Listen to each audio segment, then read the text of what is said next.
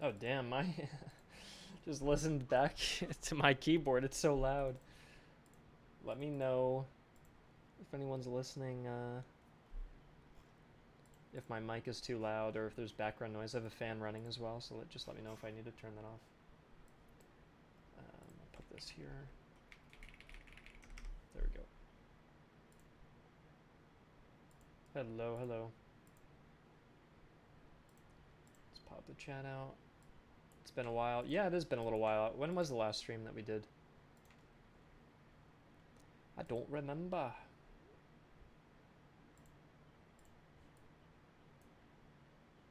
I have a little agenda today. I know I always say we want to keep it short, but I am going to try and keep things shorter.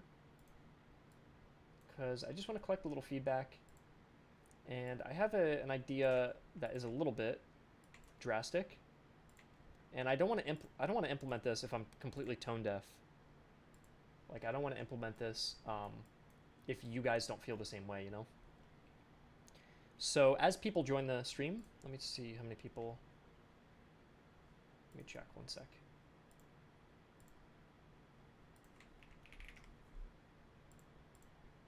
How's New Jersey treating you? What does that mean? How's NJ? Are you saying New Jersey? What are you asking, Veilguard?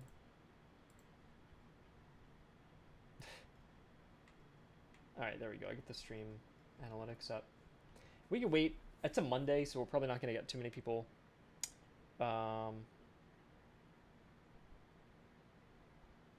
What are your opinions on New Jersey? Yeah, let's all talk about New Jersey today. No, I'm not in New Jersey.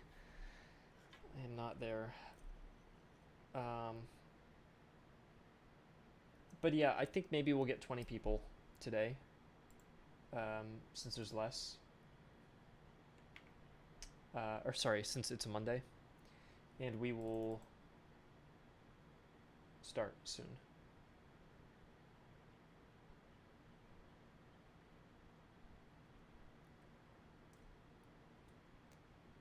Hello from Poland. Hello. Yakshamash. All right, 22. All right. So I'll go over kind of what I want to talk about today. First, we have the Retinue system, which is going to be part of the new roadmap. And let me grab the picture of the roadmap. So we've got our new nation DLC that we're going to do. That one I don't really need feedback on. We're working on that. AI personalities. I do want to talk about that. Okay. Weather system, I don't need to talk about. Retinue, I do want to talk about. Balance passes, content maps, that's fine. Okay, yeah. So this is pretty much what we want to go over. The idea of the retinue, which I probably wouldn't call it that. It'd probably be more like the general staff or something like that. But the idea of this is that at your camp, you know, have your camp button and then your manas there. There would be, and then you have like your main tent, and then your 5 brigade slots. Okay. There'd be some kind of button somewhere, you know, maybe in the top right corner or wherever, that would open up a panel where the way I almost thought about it was like this. 1 second.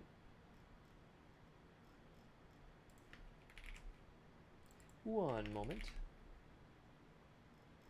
Looking for an example picture. Yeah, there we go. It's the way Battle Brothers does it. And so you have these like different followers that you can purchase, and they just give you a little bonus. And we could make them simple bonuses. We could even make them mechanical changes, which could be cool too. Or like not mechanical changes, sorry, but like instead of just doing a little stat buff, it could give you an ability or something like that. I think it'd be a little bit intense to have to code in new abilities, but maybe there's something creative we can think of between those. But I have a little list of different retinue or staff members already formed. The headquarters staff, these people. And I have like a list of different jobs that maybe you could hire from. But this would be a way that you can play tall. So instead of purchasing so many brigades and regiments out wide, you can play taller by just grabbing these upgrades here. Which is maybe nice because I think that leads me into the game pacing problem, which I want to ask you guys how you feel about this, but I'll say how I feel about the my issues with the game pacing, and you guys let me know if you agree.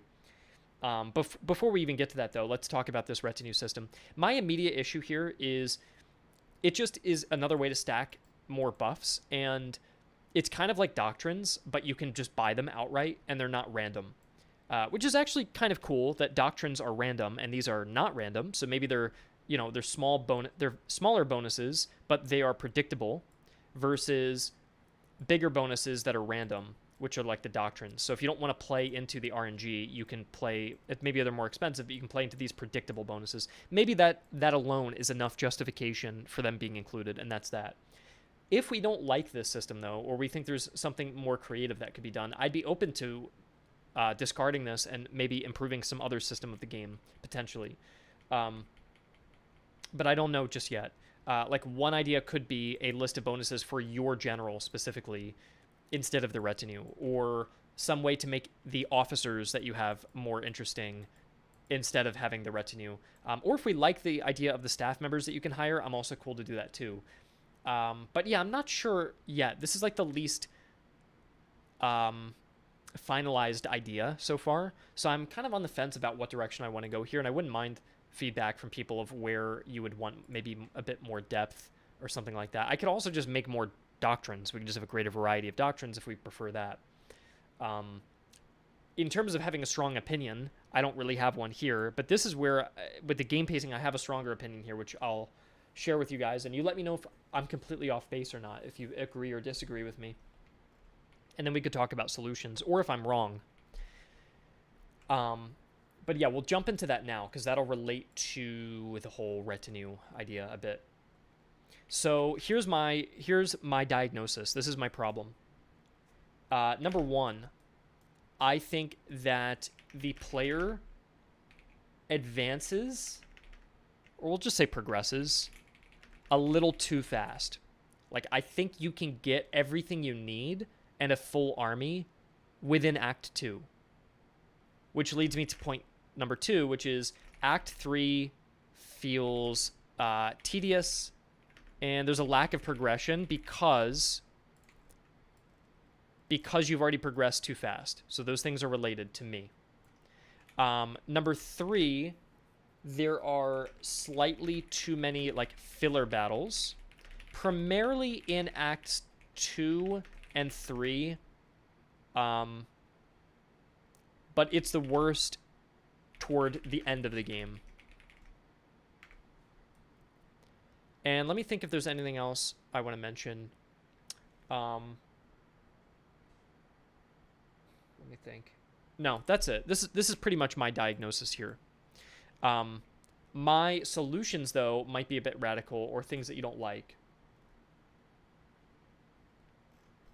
So I do want to talk about that. But maybe before we even get to that, is this a... I guess one last point I'll just make is I personally can get into Act 1, but lose interest in my playthrough going into Acts 2 and 3. I don't know if other people feel that way, but that's one thing I just want to tack on. That I start to lose a little interest going into Acts 2 and 3. But Act 1 feels good. It feels like I enjoy the battles. I like the pacing.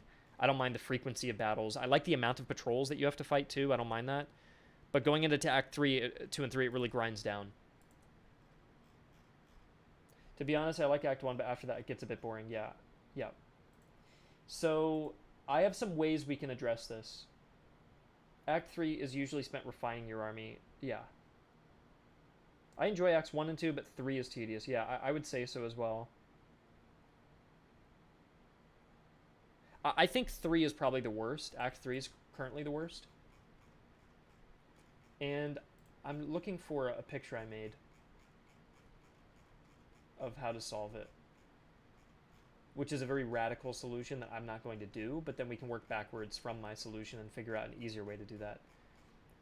It might take me a little while to find. While I find it, maybe you guys can write to me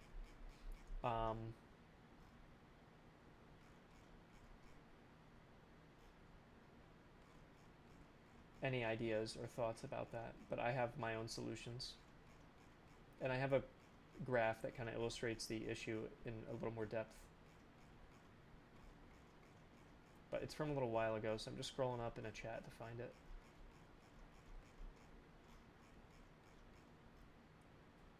There's not much to be improved in your army after Act 2. Yeah, I agree. I agree. If I can't find this image, that's totally fine. It's not a huge deal. Oh, there it is. Okay. So this is my diagnosis here.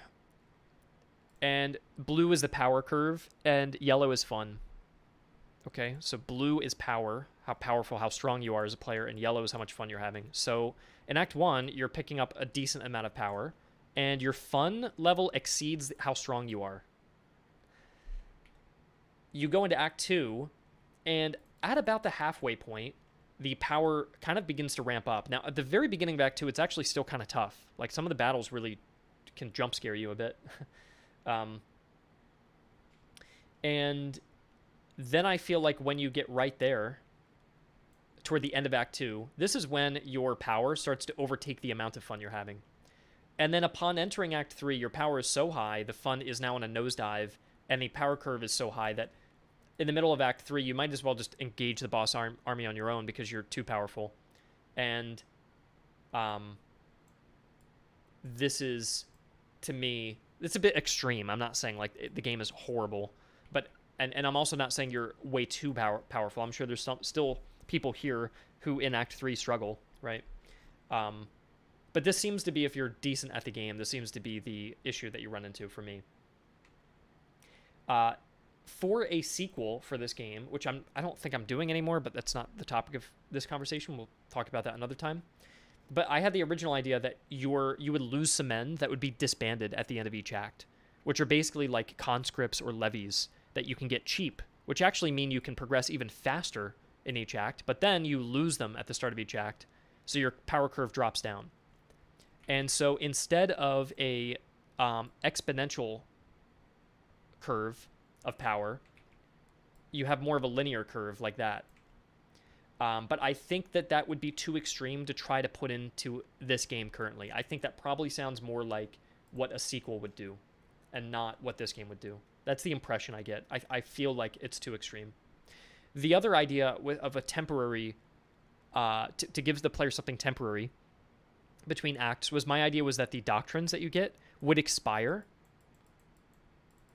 So you'd lose your doctrines every time you go into a new act, which sounds kind of just bad, right? But my caveat to this was that the doctrines would be twice as powerful. So you'd get these really extreme highs, these really cool moments where you got a really fun doctrine that's game-changing, like 50% extra flanking damage, but it only lasts within one act. And then you go into the next act and you kind of restart it. And then I was thinking, if the player does want a permanent form of progression, that's where the retinue system comes in. So you'd get these permanent staff members that carry over between each act, but then your doctrines expire at the end of each act. And your levies also disband at the end of each act, which means every act you go into feels like you're starting with a kind of a smaller force and you have to build it back up quickly. Which means that fun part of Act 1, I would say the most fun part of the game is Act 1, when you're just getting started and getting the ball rolling. What's it called? That philosophy, that kind of gameplay is carried through each act. So my issue with this is, if I were to try something like this might take 6 months to get in the game, and by the end of it, some people might really hate it. So I'm risking, the game's already reviewed well, right? It's at like 90%. I'm basically risking alienating a huge section of the audience, of our player base of the game, to do something that we aren't in desperate need of, but I think could improve it, and so I'm a bit worried about that. Now, I think there are still ways we can address this power curve issue without doing everything I mentioned, unless you guys really love that idea and you want to see something radical like that happen. But I do fear like we could miss the mark. have it as a separate mode? Maybe. Nez, I was thinking if we eventually do another DLC that's in a different theater, like the American Revolution, then maybe the idea of the temporary doctrines with levies could be implemented for that. And so that could be the mode you play for that type of gameplay. And if it was moddable, people could carry over that system and put it into the vanilla as a mod if they wanted to, if people preferred to play like that by default. But I do think it's risky trying to make this the new kind of default here. I mean, let me just ask you guys that, or this question. What do you think of that? Like, do you think that would be worth me taking time to implement, or is this just making changes that are unnecessary? Like, how much improvement do you think? In terms of effort, it's a high level of effort. In terms of reward, does the reward exceed the effort, or is the reward like, that's mildly better, or even mildly worse? I don't know. What would be the incentive for using levies if they're not permanent? I would think, Adam, that they'd be cheap. So the idea would be that a levy might be 100. I'm just making these numbers up, but it might be $100, but he's temporary. And a standing regiment might be, I don't know, $750, but they're permanent. And so what would happen is you would go around the region, stopping at towns, fighting little battles, here and there, right? The green are like little battle locations. The blue is where you're going. You backtrack a little bit and so on. And then when the boss is coming at you, you might stop and grab a few cheap levies to bolster your army before that fight. And you might use them in the front line of that battle. And then when you go into the next region, they're gone. And the nice thing about that would be that your army would get would be growing normally, would get really big, and then it would jump down. And then the same thing would happen like that and like that. But you can see the ultimate curve here is like a linear power growth like that.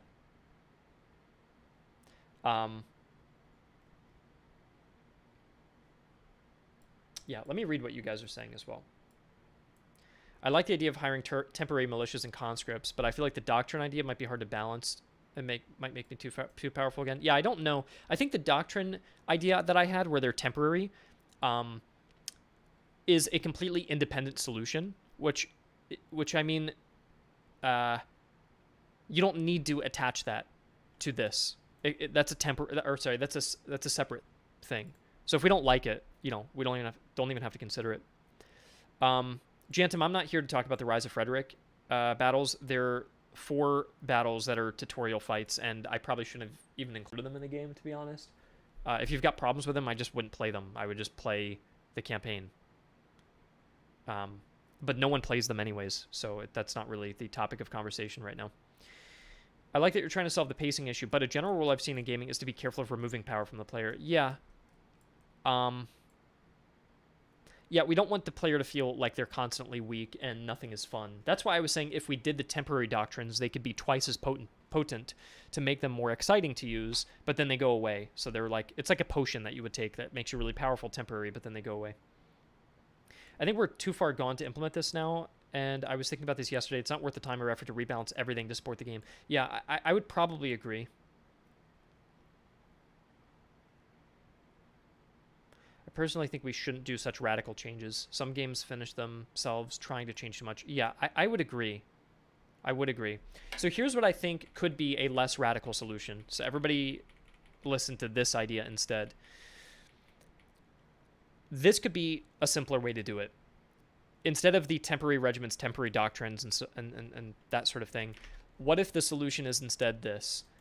Opening brigade slots is more expensive. The potency of items are less extreme. Purchasing regiments are more expensive. So now your items are a little bit worse, not too much, but just a little bit. But primarily opening new brigades and regiments is more expensive. So you've slowed down. Now the player can't open up all 3 brigades so quickly. So now instead of these 3 acts and you're going like that, you try to get the player more like that, right? So you've kind of spaced out the growth.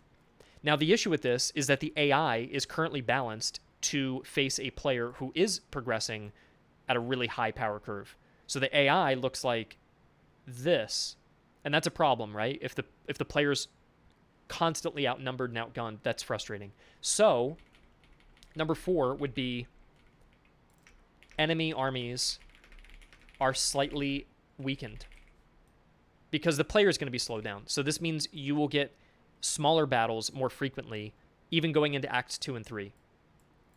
Because right now, the small little skirmish battles end in Act 1. You get the big boss battle, and then by the time you get into Act 2 and 3, every battle is large. There are no more small armies, and your army isn't small either. But if we slow everybody down, it'll mean you'll go into Acts 2 and 3, and the armies won't be so big. Not every battle is gigantic. The other thing, potentially, and again, we could cherry pick, by the way, these solutions. We don't have to go with every single one of these. If you don't like option 2 or option 4, we can strike them and only do a handful of them.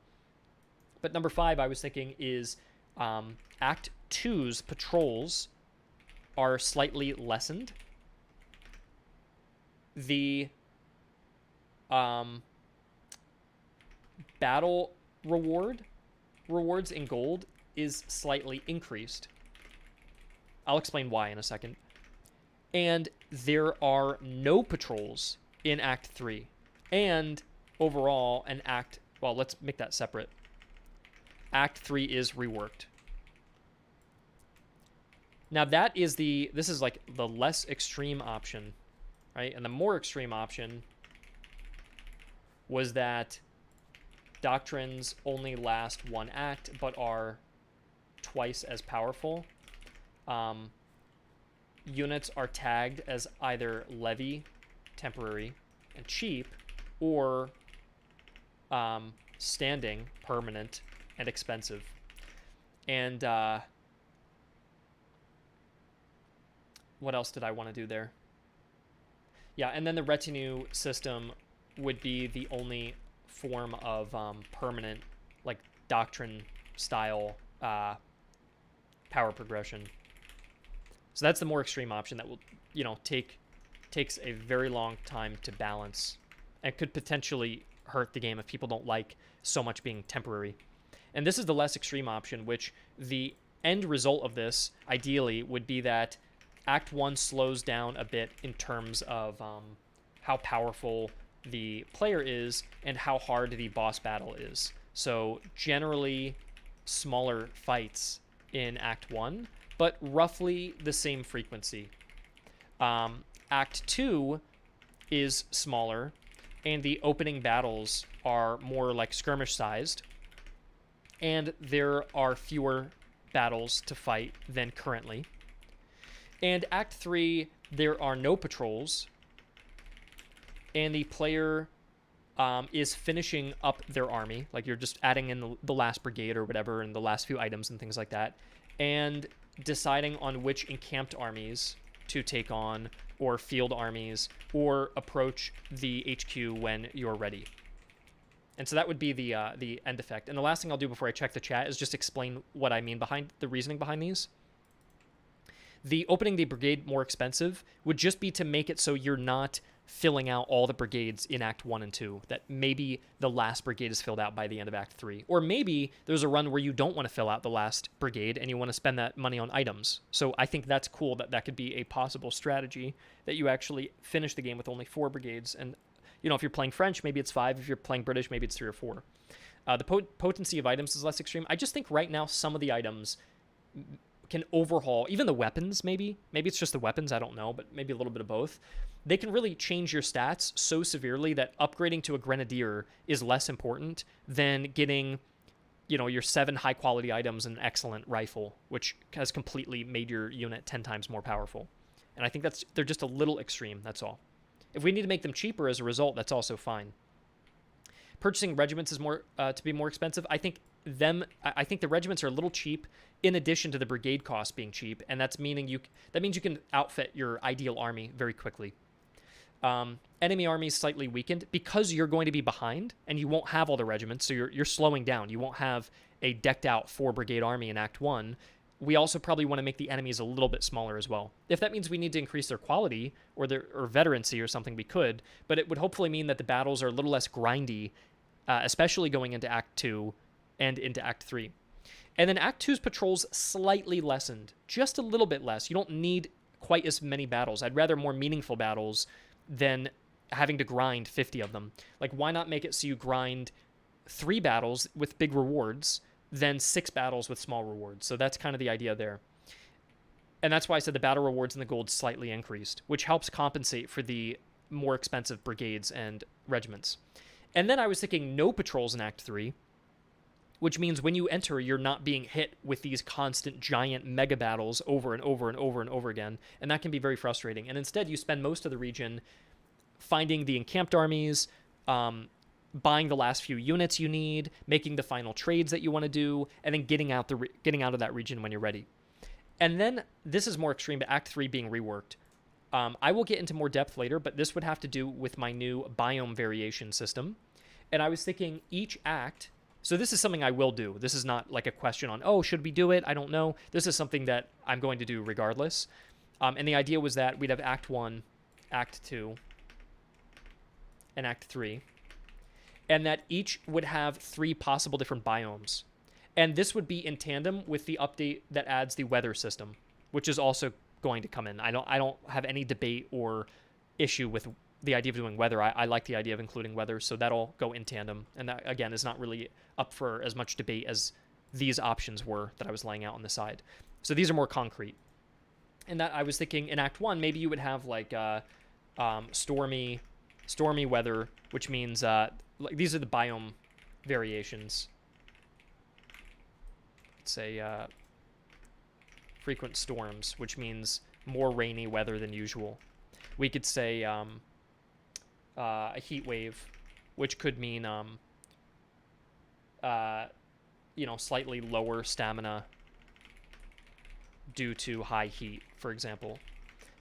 You could do, I don't know, something else. I don't know them off the top of my head, but these are just like little like weather and seasonal biomes.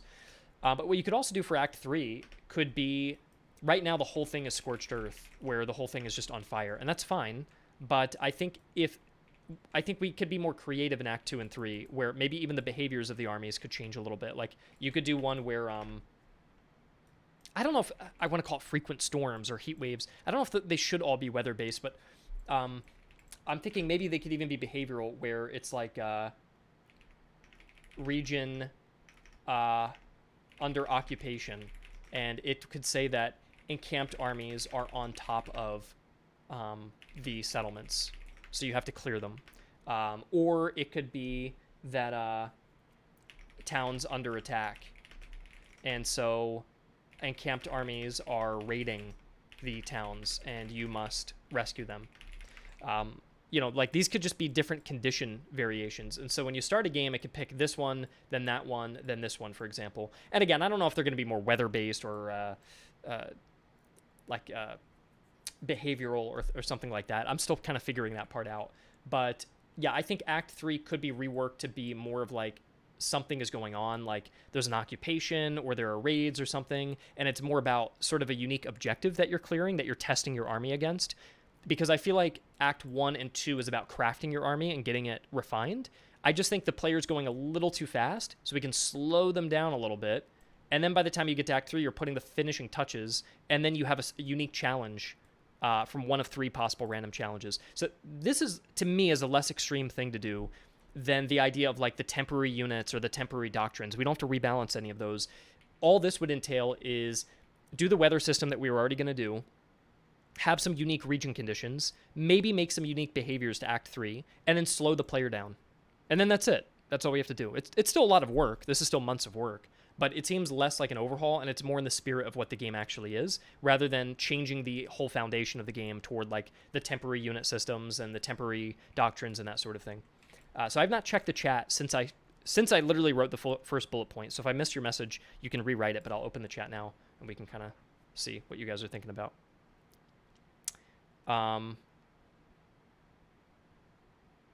You could play test my mod on stream. I don't want to do that right now. Would it make sense to have purchased regiments not start at full manpower and ammunition? Could. I don't know. I just arrived. I totally agree with your diagnosis about pacing. I always complete my army in Act 2. Even on Martial, Act 3 lacks a purpose. Yeah.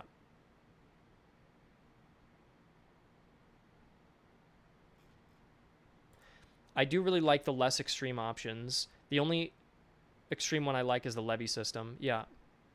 I mean, we could do the levy system in addition to what I was saying.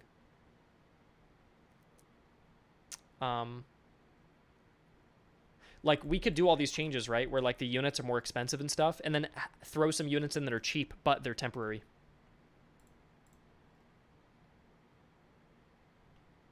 That could be cool, right? Like, if you just need to grab one unit to fight a boss battle, you could grab... Like, maybe there's only a 20% chance when you go to a barracks of finding units with the conscript or the levy icon next to it, and it's a unit that will only last for that act. So you can just kind of like grab a last unit or two. But I think that's something that we don't have to do. If we were to roll this out in phases, I think that's something we could still play with if we wanted to test that idea out. But I don't think it would be needed with the other changes I mentioned. But do you guys like this kind of like pacing rework where we slow the player down just a little bit and maybe make the battles a little smaller as a result so that the battles are less tedious? And then we know that even no matter what we do, Act 3 is going to end up being a little bit boring. So maybe give Act 3 more a bit more of a purpose and have like a different sort of dynamic objective for that region maybe.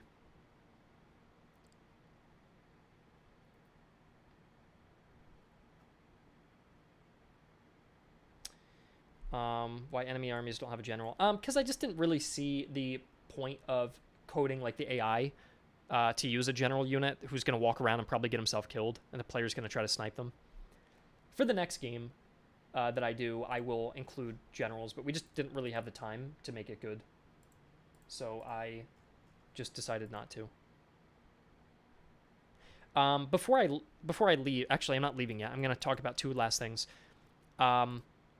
Of everything I have tagged here, brigades and regiments being more expensive, but enemies also being weakened, so everybody kind of slows down a little bit. I also have the idea of the temporary doctrines or the temporary units and so on. Which of these are your favorite and least favorite? And do you guys generally agree with us kind of going that direction over the next few months? And then we'll move on to the next thing.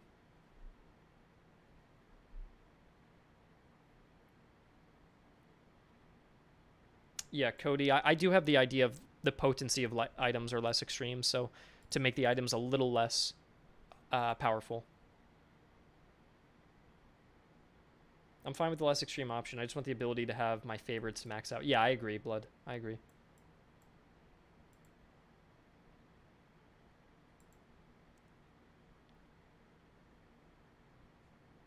Sorry, I moved this out of the way. But yeah, some of the more extreme options could be tested out in the future independently. And the game doesn't have to be built around it. For example, like if you wanted to put the levy system in, you don't have to build the whole game around. Like I was originally saying the whole game is based around levies because look at the power curve. But there is a way you could do levies without framing the whole game around that. Like basically instead of having most of your army composed of levies who get disbanded, it could be like 1 or 2 units you're buying per act just to add in a couple extra units to fill up some open brigade slots that you have, or unit slots within a brigade. So that could be tested potentially in the future. Likewise, the idea of the doctrines lasting 1 act, maybe there's only a few, maybe like some doctrines are listed as temporary and some aren't listed as temporary. So if you don't like that idea, you just don't take the temporary ones. And if you do want the temporary ones, you could take it, and it could just give you a really good temporary bonus, for example. So maybe that could be played around with independently. I think that one has more issues, though, because if you go into Act 3 is the end of the game, so a temporary bonus isn't really, like, they then become permanent, right? So I think that one has more issues, in my opinion. But the idea of, like, a quick stopgap unit, like a levy, who might be cheap or even half the size that you can just use temporarily could be nice. I don't know. But yeah, I think this is what I would rather focus on, of course, for me. Brigade's more expensive, Act 1 more extreme. Maybe more power temp doctrines in Act 3. My favorite thing is making things more expensive. It may be considered. Yeah, I agree.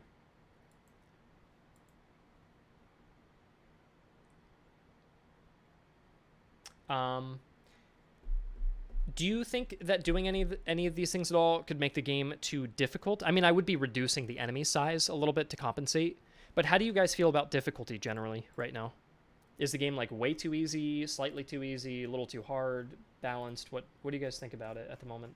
I think you guys are the more dedicated. If you're watching the live stream, you're probably more dedicated than the general player base. So you guys probably skew on the game being maybe a little too easy.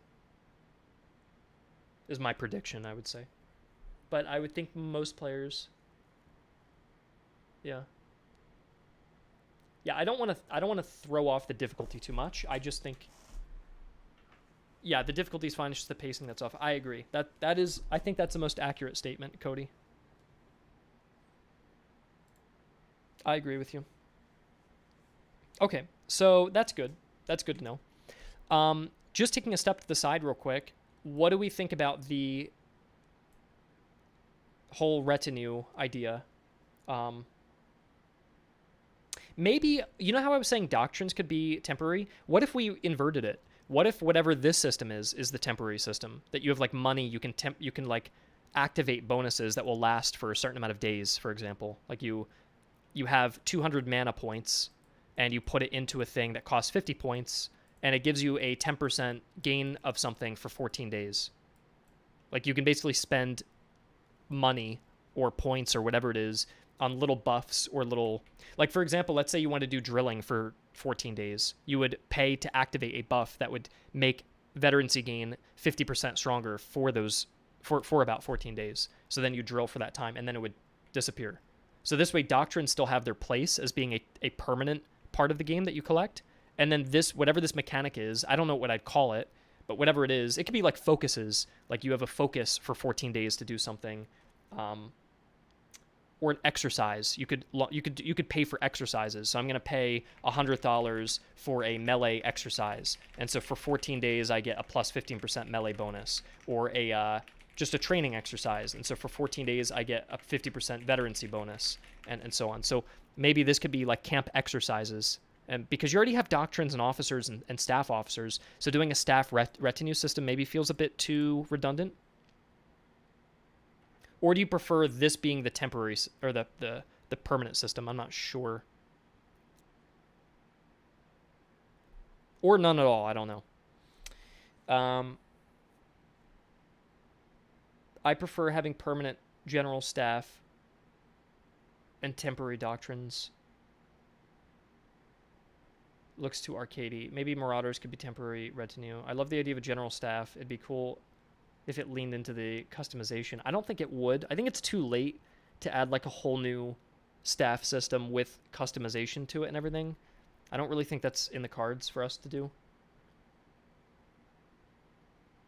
But yeah, my fear right now is could we limit the weapons and items to armies that are checked off in the options? I don't think so. I don't think I would focus on that right now. Should be another mana or resource that could be earned scarcely. Yeah, that's not bad. It could be like army professionalism that you gain from winning battles, and then you spend the professionalism on different exercises that help focus your army in a different direction. So if you won a battle, you gain 50 professionalism points, and then you can spend 25 professionalism on a melee exercise, and so for the next 14 days you get a little melee boost, because if you're fighting a big battle, like I think my issue right now is if we do permanent general staff bonuses and permanent doctrines, it's too much permanent stacking. So one has to be temporary and one has to be permanent. And you guys could let me know what you prefer. If we want to do a rework, like if we want to do a rework where the doctrines become temporary, maybe you could call them insights. Those are like insights you get that are temporary. We could, and they could last a certain amount of days, like 20 days or something. And then the general staff could be permanent. If you prefer that, we could. Or we do the opposite, where you do the combat exercises that are temporary at your camp, and then the doctrines just stay permanent as they are now, which is obviously easier because that requires less of a rework. But I think, to me, those are the two options. I don't like the idea of having two permanent systems that both stack on top of each other, because then I think the player is going to become too powerful. So I think one has to be temporary and one has to be permanent. What do you guys lean on between those two? Did I explain that correctly? Did that make sense? The two options? I can kind of write it out as well. So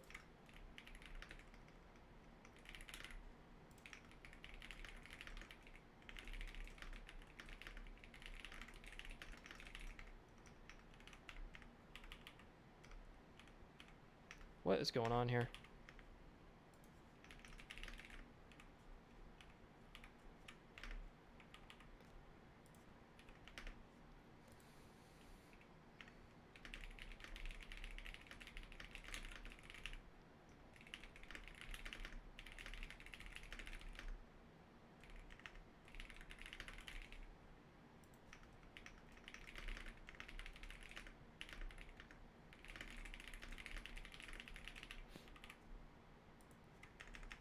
So that's option A. And then option B would be doctrines remain as they are, like completely. And then the player has a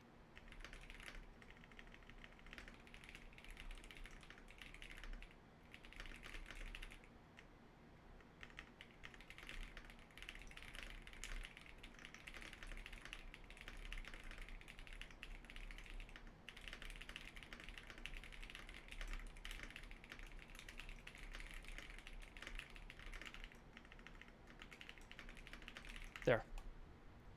So you have option A, where doctrines become insights, and they're temporary. They last X amount of days, and then we rebalance them to be more powerful since they're temporary.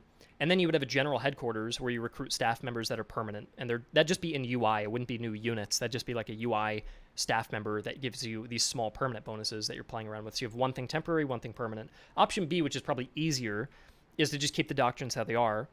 But instead of the general headquarters, you do a professionalism meter, like a new bar or a points that you get from winning battles, and you can spend those on exercises, like a melee exercise that increases your melee by 15% for 14 days. So these are temporary exercises that you can do for your army. So either you do option B, which is the exercise system,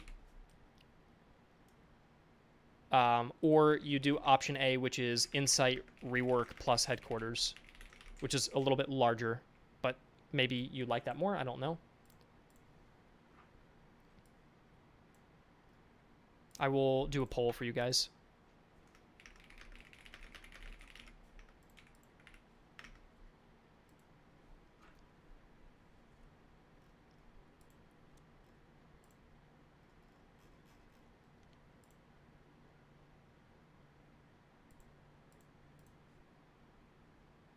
I think any of these options should allow for specialization. Personally, I like the randomness of the doctrine, which you have to work around, so I like the doctrine staying as they are. Yeah, I probably agree with you, Bloodraven.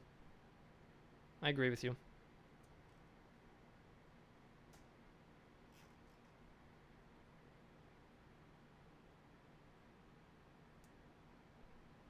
Option A to nerf my Grenzers, yeah.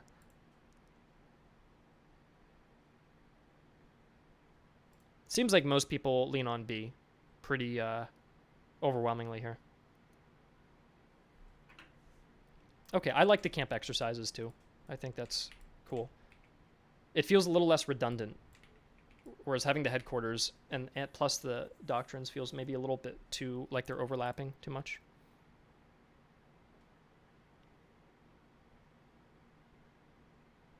Having rework while we need new stuff. What do you mean by that, Vastport? What stuff do you need? Maybe you could do more with levels. Now it's just a way to keep your units to top shape. If already max unit keeps gaining levels, maybe they can get better at certain stats. Maybe. Not sure. Sweden is being added, Vastport. What are you talking about? Did I say on stream that I was replacing the Swedish update with this? What are you talking about? Who said that? Who's spreading those rumors that Sweden got canceled? What are you talking about? I have them right here. They will be added to the game. They're being worked on right now. I have some cool artwork. I don't think I've actually shown this artwork. Do you want to see it? I have 2 pieces of artwork to show. First, you may have seen this one already. This is the full image. But I also have this one I think is brand new. Hold on. I don't know if it's new or not, but this is very cool to me. This is a loading screen. I really like this. So yeah, Sweden is being worked on. We're able to work on 2 things at once, you know. It's not just one thing at a time. I must say that being able to better control how to build or specialize your army seems like a good way to change instead of the randomness. Yeah.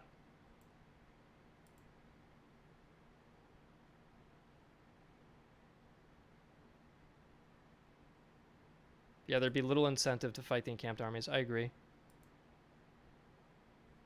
Does Sweden have weather bonuses? I think I will give them some kind of generic doctrine they can get for that. Some buffs work on 3 battles. Later the buffs gone. Yeah, maybe exercises could be for battles, not days. But then again, it wouldn't make sense that your knowledge expires after a battle. It might make more sense that your knowledge or your, like, the skill you learned would expire after time. Which I kind of like, because if you could squeeze in a lot of battles in a short period of time after some drilling, after some exercises, I think that'd be cool. The other thing is there's an exercise I like the idea of where you could gain veterancy for an extra 14 days at 50%. And so you could drill during those 14 days. But if it was based on battles, you could just infinitely drill and then it would never expire. I guess what you're saying is it could depend on the buff you're getting. Like some are based on days, some are based on battles, but expire based on number of casualties. You know, here's the issue, Rudy. That's a great idea, but here's my issue with it. That is going to benefit the top tier players way too much.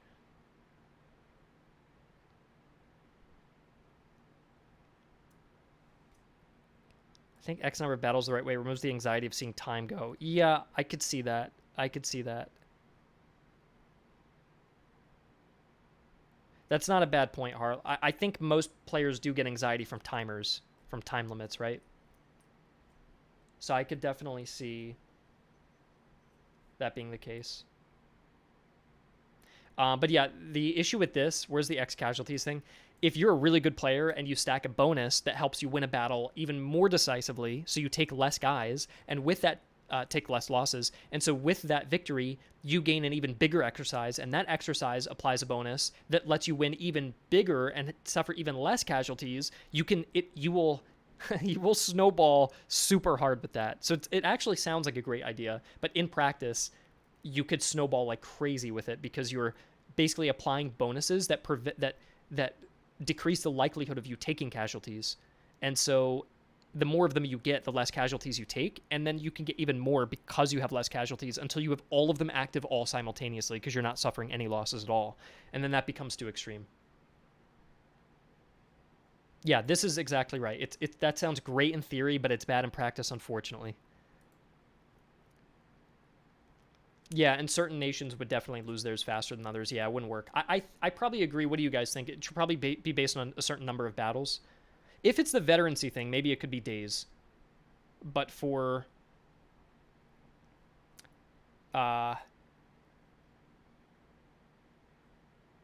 what's it called? For most of them, it should be based on battles, I assume, right? Because players probably won't like timers. I've kind of come around to it based on what the one guy said about people feeling anxiety. I feel like people would feel anxiety about the temp buffs, right? Yeah. Okay.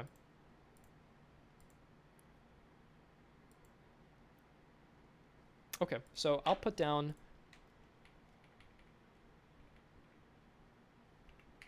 Let me remove that. Put this here.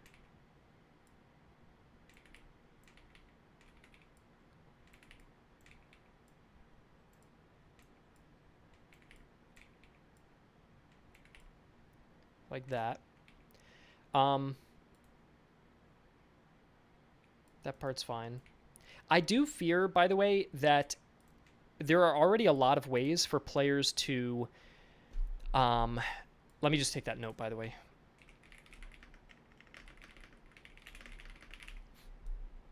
There are a lot of ways for the player to get bonuses. So they're going to have doctrines and now exercises and items and veterancy. There's a lot of ways for you to become too powerful. is there anything we should do to nerf doctrines just a little bit? Or are they fine how they are? I'm just a bit afraid about this stacking here. Like, two ideas. Number one is that I could make it so most of them come with a slight negative, or I could just decrease the percentage boost that some of them are gaining. Or I could leave them, but I'm not sure. I think the officer skills are fine. But the doctrines, I'm not sure. Let's see, are doctrines going to feel too powerful when they stack with the exercises? That I don't know. Let me remove this and that. And do you guys agree with the idea of doing no patrols in Act 3 and just making the Act 3 have like a unique objective, like rescuing towns or taking out encamped armies or something like that? Like, it could even be cool if one of the, like, I could think of 3 conditions off the top of my head. One of them could be rescue towns being burnt down by 3 encamped armies, then face the final HQ. And no patrols. You don't have to worry about any patrols. Just take down the 3 armies at your own pace, and when you do, then the HQ comes. Another one could be to, destroy every settlement on the map in order to spawn the HQ. So stock up where you can, and be careful you don't burn everything down if you're short on food, right? So you'd have to time like how you make sure you clear everything down, and then that spawns in the HQ, for example. But like, it could all, I'm just coming up with ideas. You could basically just come up with different objectives for Act 3 to be more of a test of your army, rather than it just being like more of the same from Act 1 and 2. Act 1 and 2 are fine being similar. I don't mind that they're actually kind of similar to each other. I just think Act 3 needs more pizzazz as a finale, rather than just being more of the same. So yeah, I'll just write that down as a note. Let me read what you guys are saying here. You could give the AI doctrines. We are doing that, Cody. We're doing that in the next update. I'm going to get to that in a second. Let's actually talk about that in just a moment. We are going to be doing that. How about enemies having their own doctrines? Yeah, we are doing that. We'll get to that next in a sec. You could reduce the amount of doctrines that could be earned and switch it out with the mana for exercises. Maybe. Maybe.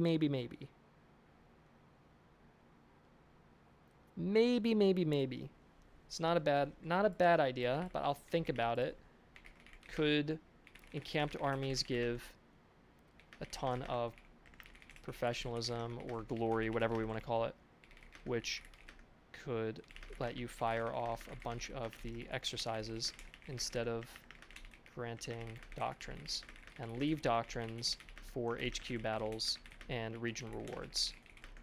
In this case, we could even make the doctrines more powerful than they already are. So that's an option, to make the encamped armies give professionalism instead. And then if we did that, if you're earning less doctrines, then you could make the doctrines even more powerful, possibly. Maybe securing your supply line. Yeah, that's true. Yep. That way you can have impact. No patrols. Limit the possibility to earn resources that would require your army to be complete by the end of Act 2. I agree. Like, this is fundamentally the game pacing fix, in my opinion. If I would even say, for me, and I say this as the creator of the game, if this was implemented, I would play this game more, but I've stopped playing because Act 1 is fun for me. I actually really enjoy Act 1, but the moment it finishes, I know what is coming, and that is the inevitable grind of Act 2 and 3, and I don't want to play anymore. And it's very predictable. But if we had the regional biomes that add variance between every region gets a unique spin-off or condition, and Act 3 would have the biggest changes, right? We talked about Act 3 having like whole new objectives. So Act 1 and 2 would get little, like I said, a heat wave or something small, or like a really deadly winter could be the case, but Act 3 should be like a whole like a behavioral change, I would say. Then that would make me want to play it more. Also, if there were more nations to play as and against, that would make me want to play it more. And then weathers would shake up battles, and that would make me want to play it more. Having new maps would make me want to play more as well. The exercise system is interesting to me. I don't think that would make me play more, but it would be just a cool mechanic. And better AI personas would add more variety, which would make me probably play a little bit more. So I think all of these changes put together would help add a refresh to the game, which I think the Only downside I'm finding to MoC right now is it just gets a little stale and repetitive. If we can fix that, I think that's where it becomes a little more fun. Would you guys say you would prefer having 2 acts? No, I wouldn't go 2 acts. What I would do, Vass, honestly, would be that we keep 3 acts, but just make the game a little faster. It means there's no progression in Act 3. It would mean there's less progression in Act 3, but I don't think you would be complete by Act 2. I think you'd be doing the finishing touches in Act 3, and then you have a unique, like, set of objectives, like a few battles that are really impactful that you fight, and that ends Act 3. So I think we just have to streamline things. That's my opinion. Instead of making it, Act 3 is long, Act 1 is long, Act 2 is long, and Act 3 is like sort of medium length right now. I would rather do Act 1 is long, Act 2 is medium, and Act 3 is short. And so I think the game currently probably takes me, how many hours would it take you guys to finish a run? Like 8 hours, I think, to do a run? I've done longer before though, but I think if the game was tightened up a little bit more, that would be better, right? Just a little faster, that you can complete a run a little shorter. Or am I off base in that opinion?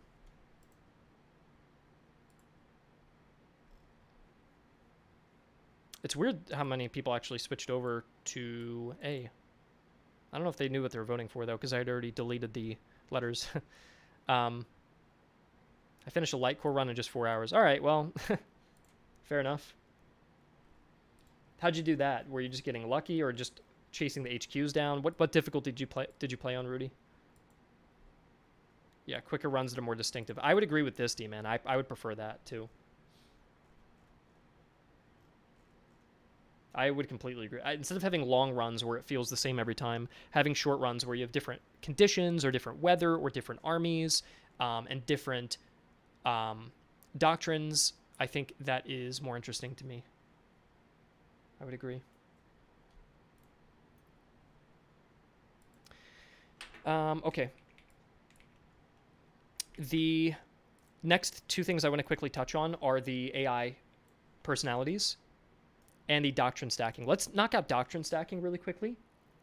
Do you guys think that you should be able to take the same doctrine twice in a row if you got lucky? If it dice rolled and showed you the same doctrine, you should be able to stack them? Or do you think that makes it a little too easy to be overpowered? Or is that maybe part of the fun if you got lucky? Because we used to have that in the game, and we removed it. And I'm just curious if you guys miss being able to stack doctrines, or if it was too powerful. I probably think it's too powerful, but I'm just curious if there's any problem. One thing I was thinking as a compromise is to allow doctrine stacking again once you beat Act 3 and you play the endless mode. Then you could get any random doctrine all the time, and you could stack them. And maybe that would just kind of open things up at the end. That was kind of my compromise idea.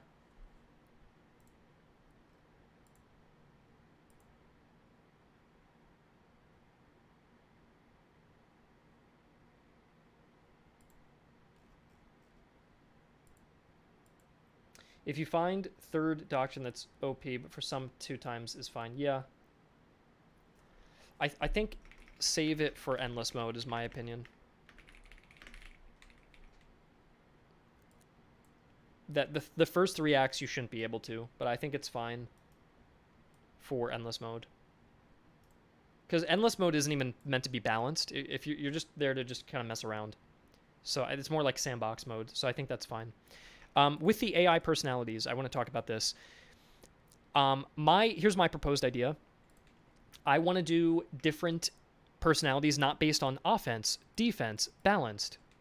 I would rather do AI personalities based on army reformers of the time period, like Gustavian general, or a Frederican general, or a de Saxe-inspired general.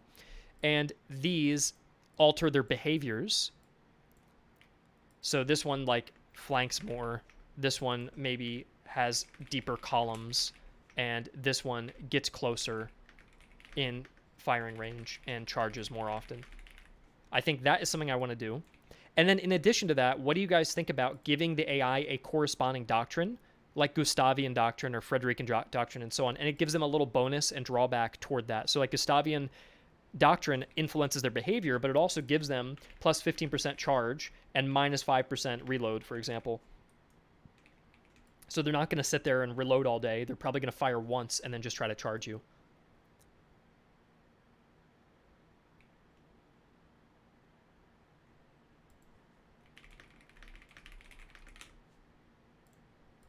But I guess that's visible in the same way that we now see aggressive / defensive. What do you mean, Harlock? Those AI personalities would go great with nation-specific doctrines. Yeah, true.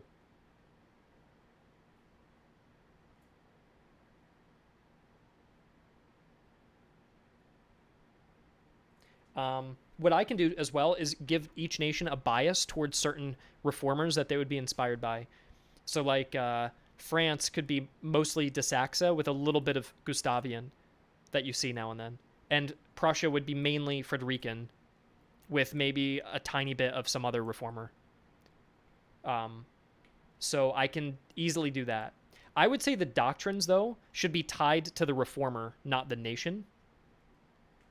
Like now if we're in a battle, we see the AI adversary is aggressive / defensive. Yeah, we'll have a description. We will have a description of each reformer that'll say, hey, they're a little more aggressive and they're getting these bonuses and drawbacks. Give the Austrians always having very good cannons with officers having artillery buffs. Yeah, my issue with that, Vastport, is they already have units that are really good with artillery, and they already bring more artillery as a bias. And so if you give them an artificial artillery buff on top of that, it'll just make every battle a grind. Like what I would be, here's what I would be more in favor of. Let's say there was a Loudon reformer, an Austrian Loudon reformer, and he likes to play defensive and fire artillery. That's what he likes to do. And then he gets a bonus called artillery accuracy plus 20%, but charge damage minus 10%, okay? And then what you do is you just make it so 50% of Austrian armies use the Loudon reformer, and then 10% use de Saxe, 10% are Frederican, 10% are Gustavian, and then 10% are two others. So half the battles you fight against Austria are going to be more defensive, more based around artillery. But then there's chances of other... You could even say, well, I think Austria was also inspired a bit by Saxe a little bit, so we could actually make him 20%. And so it's mostly Loudon with a little bit of Saxe sprinkled in. And this gives like a 10% move buff or something like that. So this is the way I think you would add flavor to each nation, is by adding like different weights for different biases toward different reformers that they have. And those come with their own specific bonuses. But that sounds good, right? You guys like that? I think this works. Okay, so this is everything. Before I leave, anybody who's been listening, do you have any final notes based on anything we talked about today? Because I'm all done with my agenda. It'd be nice if the player could also pick one to follow. Honestly, Cody, that's kind of what your doctrines are. Like, you have doctrines. One even for the Prussia was called the goose step, right? So that plays into Frederican tactics. So I think your doctrines and your exercise system is already going to basically be your doctrine. I don't think the player would need another one on top of that. I think you're going to make the player too powerful at that point. You don't want to give the player, like, oh, you can get items and veterancy and weapons and doctrines and exercises and a army reformer and this and that and off. Like, I think you're just going to stack so many bonuses at that point that you might have a militia unit with a plus 300% accuracy buff, and it just becomes a bit ridiculous, right? So we just have to be careful with that. But yeah, based on anything here, does anybody have any other final suggestions, or are we all good to wrap up? I think I'm good on my end.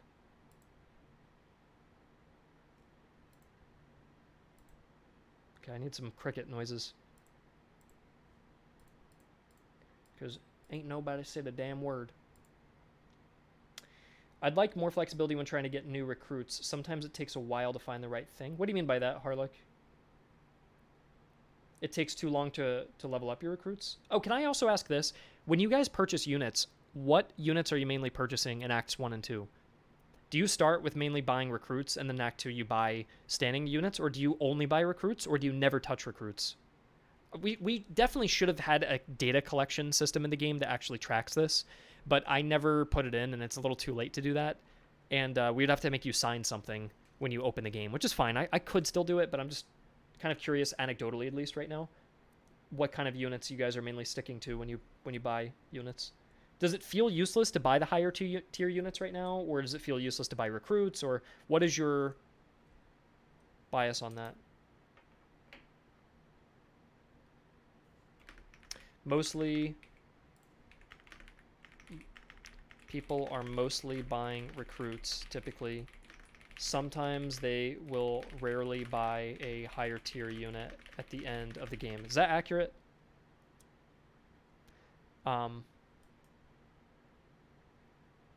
Someone else says, if it's not renowned, I just buy recruits. Okay. When do you guys buy items? Do you buy a lot of items? Or do you just rely on the loot from the items? Or do you not use items at all? How do you guys feel about that?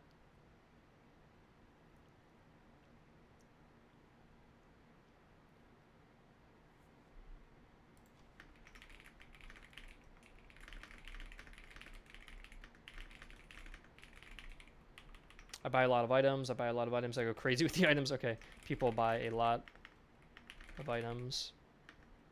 I go crazy with the items. Okay.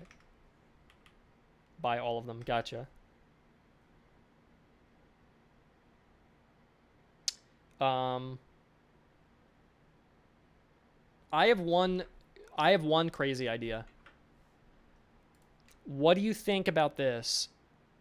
This might be a horrible idea, which I think a lot of people would be frustrated with, so I probably don't think this is smart.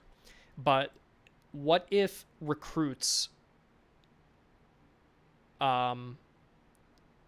disappear at the end of the act unless you upgrade them? So if you were to spam 20 recruits and then progress to the next act, you would lose them. Or I think players would be really upset if they didn't know that was going to happen and they lost their whole army. So I think that's probably not a good idea. Yeah, that's another one of those things that sounds good in my head, but I think in practice that could be a disaster. I can't even convince you guys to go along with that, honestly.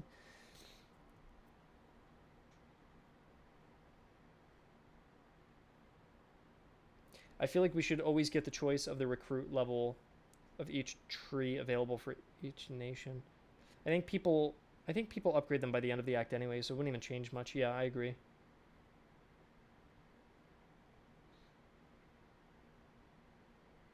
All right, I will head out now. I've got all my feedback, and if you have any more feedback, you can leave some comments, and that's all I've got. I will see you guys later. Thank you for joining me today. I will see you later.